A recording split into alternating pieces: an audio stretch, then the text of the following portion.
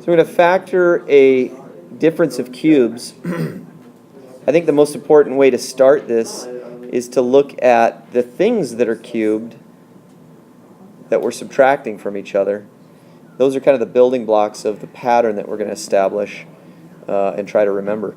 So 3y cubed is the same as 27y cubed, and 2 cubed, that's our 8. All right, so I'm going to have a factorization.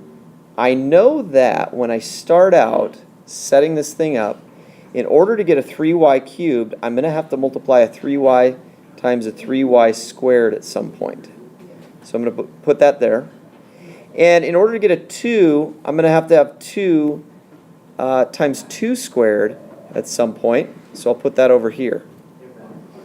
Now, the thing that you notice about a difference of cubes is there's nothing in between those two cube terms. There's no mixed numbers besides that first 27y cubed. So the missing piece in our factorization that makes this all work is to take those two building blocks, 3y and 2, and multiply them.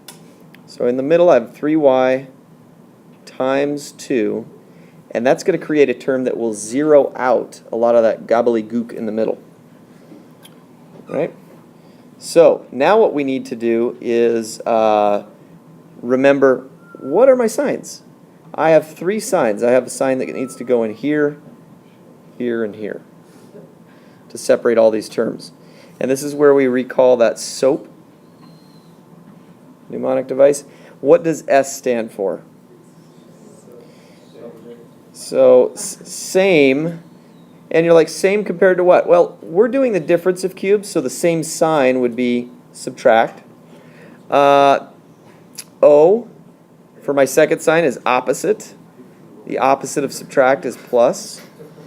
And always positive, not advanced placement in this case, always positive would just be another plus. So let's clean up our last line here and see what we have. 3y minus 2. 3y squared, we could just write 9y squared plus 6y in the middle plus 4.